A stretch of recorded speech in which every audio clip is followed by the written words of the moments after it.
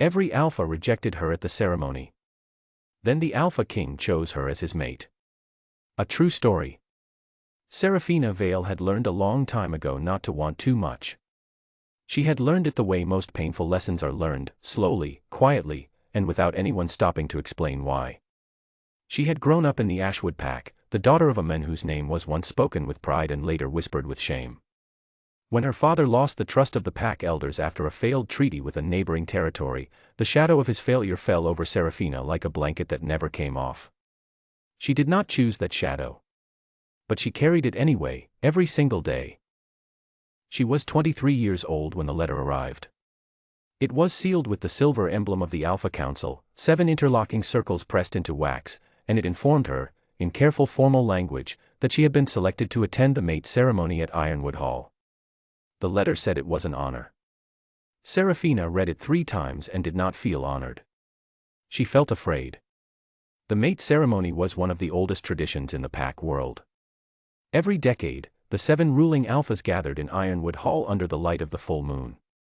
Chosen young women from across the territories were presented to each alpha in sequence. If an alpha felt the bond, that ancient, undeniable pull that the moon goddess placed between destined mates, he would step forward and claim her. If not, he would step back. It was meant to be sacred. But to Seraphina, standing in the small room of her cottage that evening with the letter in her hand, it felt like walking into a room where everyone already knew she did not belong. Her neighbor, old Marin, came to visit that night. Marin was not young, not quiet, and not someone who wasted words. She sat across from Seraphina at the kitchen table, wrapped her thin hands around a cup of tea, and looked at the girl for a long moment. "Your scent is different," Marin said at last. "Always has been. But different is not broken, child. Different is waiting." Seraphina did not know what that meant.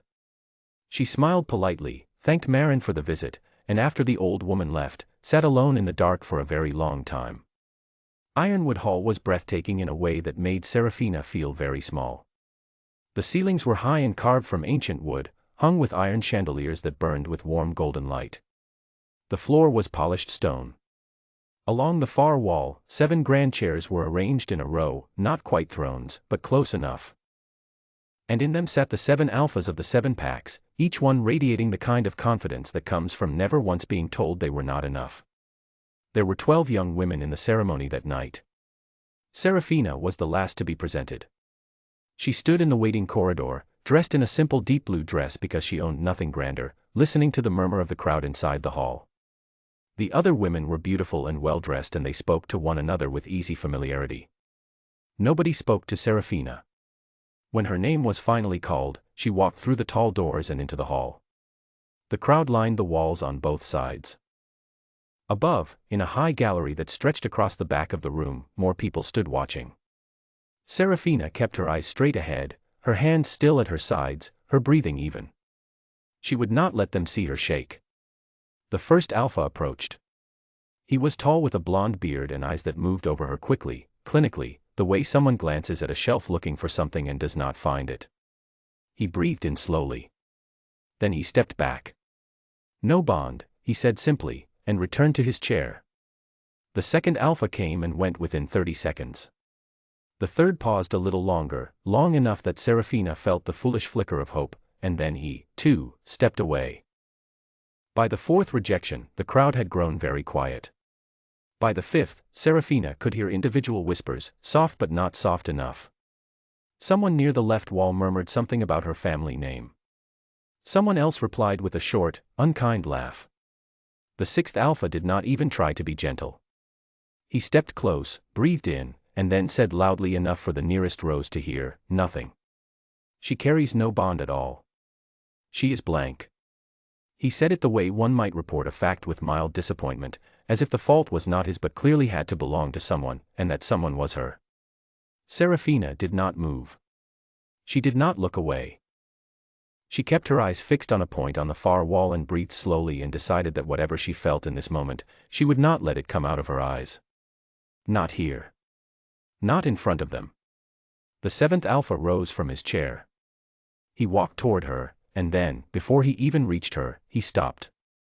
He looked at her face for a moment, then looked away, turned around, and walked back to his chair. He did not speak. He simply sat down as if the matter were already decided and not especially interesting. Seraphina stood alone in the center of Ironwood Hall. 7 men had come and gone. The full moon poured white light through the high windows above her. The crowd was perfectly, horribly silent.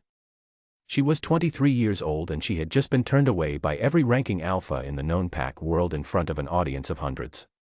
She lifted her chin. It was the only thing she could do. She lifted her chin and breathed and did not fall apart. No one had told Seraphina that the Alpha King would be there.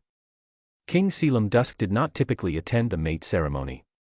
He was the sovereign above all 7 packs, a title that existed in old law and had been held by very few in the history of the pack world. He was 31 years old, had ruled since the age of 20, and was known for 3 things: his composure, his fairness, and the fact that he had never been seen in the company of a mate. Some said he had no destined mate. Some said he had simply never looked. Most people were too careful around him to ask. He had come to Ironwood Hall that night as tradition required. The reigning sovereign was expected to observe the ceremony, nothing more. He sat in the king's gallery above the hall, alone, watching the proceedings with the same calm expression he wore during council meetings and border disputes. He had watched 11 women presented before Seraphina. He had felt nothing. And then she walked in. Selim noticed her immediately, though he could not have explained why. There was nothing dramatic about her entrance. She was not the most elaborately dressed woman in the room. She did not look around at the crowd for approval the way many of the others had. She simply walked to the center of the hall and stood there, perfectly still, as if she had made a quiet decision to hold herself together no matter what happened next. He watched the first alpha step away from her. Then the second. Then the third. He watched the 6th alpha speak loudly about her having no bond, and he saw the way she did not flinch at the words, the way her hands did not move, the way her chin stayed level. He found himself leaning forward slightly in his chair. When the 7th alpha turned away from her without completing his approach, something shifted inside Selim. It was not anger, exactly. It was something quieter and deeper than anger, a recognition, sudden and certain, like a door opening in a room he had not known existed. His wolf, the ancient, instinctive part of him that lived beneath the surface of every pack member, went completely still. That stillness was not calm. It was the stillness of something that had just found what it had been searching for and did not yet know how to process the discovery. Selim stood up. His second-in-command, a sharp-eyed man named Aldrich who stood 2 steps behind him, reached forward and gripped his arm. "My king," Aldrich said quietly, "the ceremony is over for this one."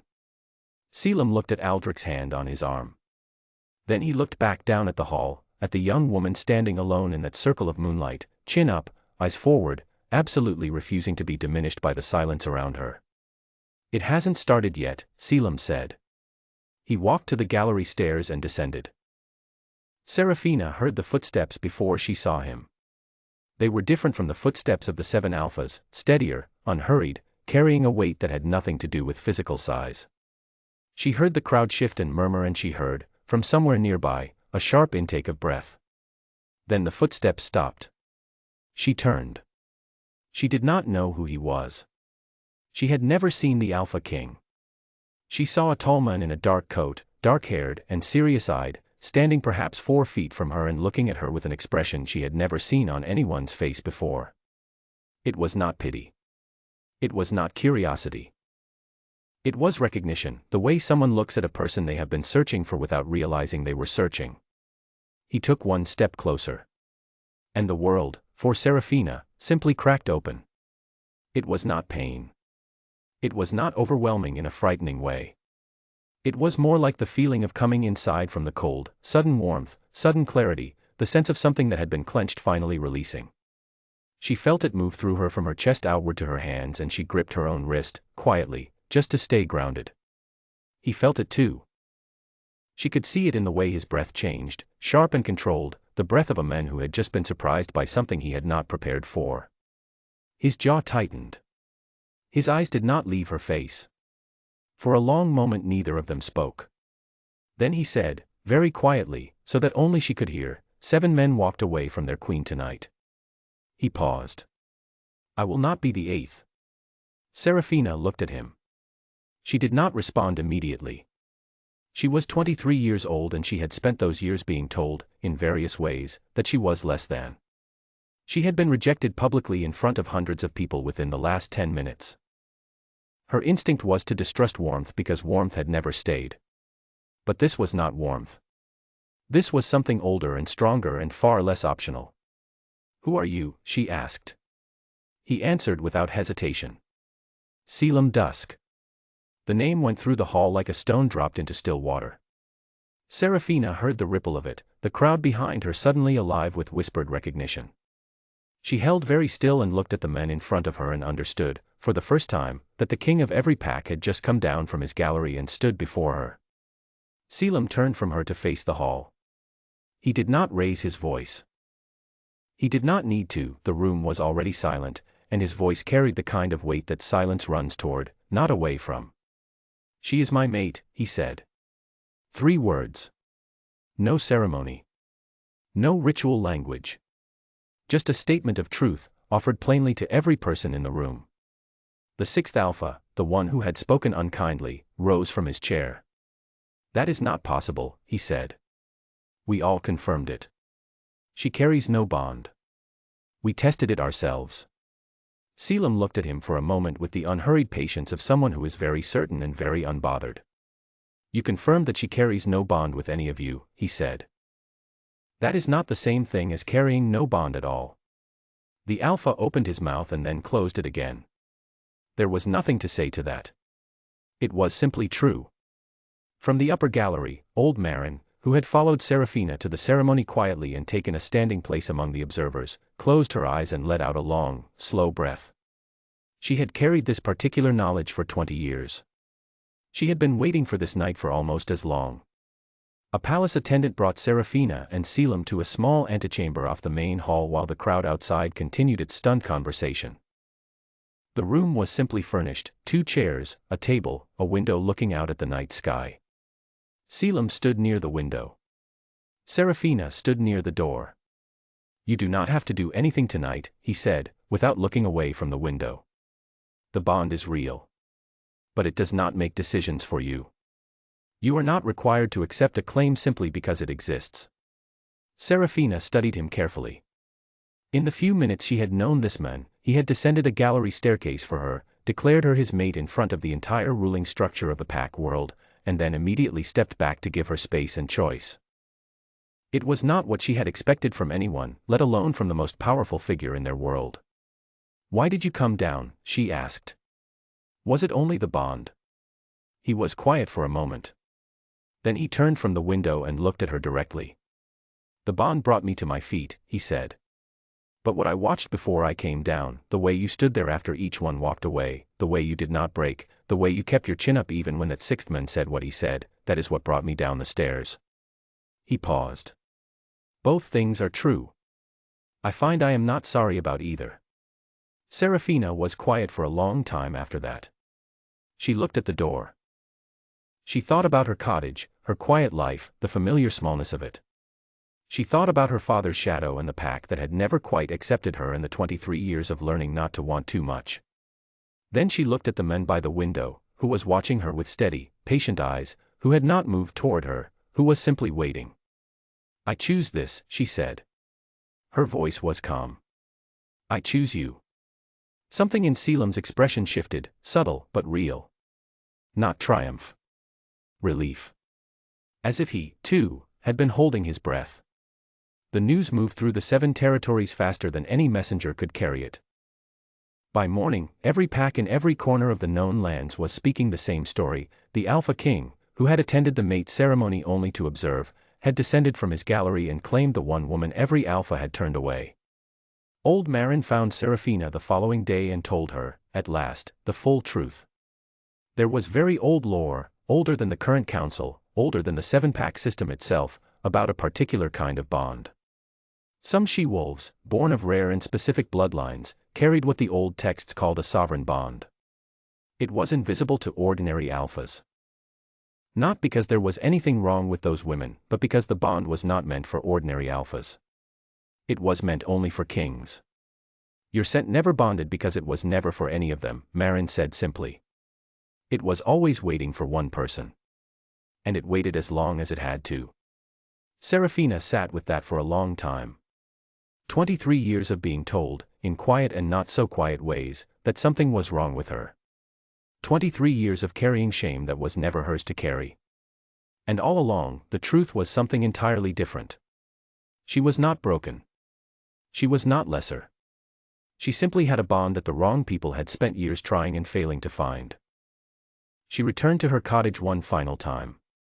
She packed her things slowly and carefully. She said goodbye to her neighbors with grace and without performance. A few members of the pack stood in the road as she walked to the waiting carriage and watched her go in complete silence. She did not look back at them. She had spent enough of her life facing backward. The Obsidian Palace sat in the northern mountains at the edge of the known territory.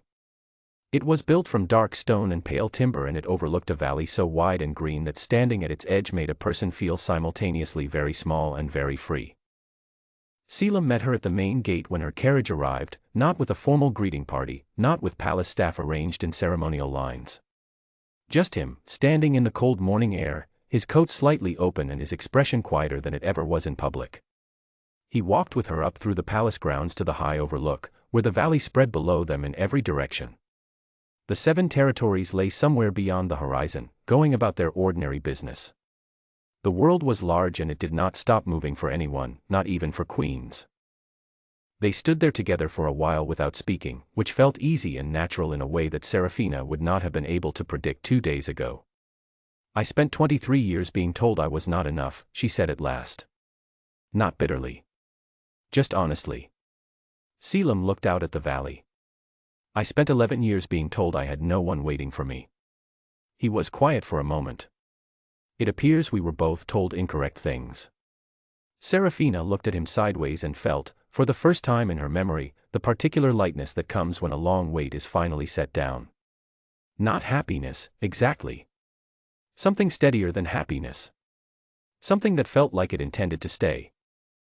She did not say anything more, and neither did he.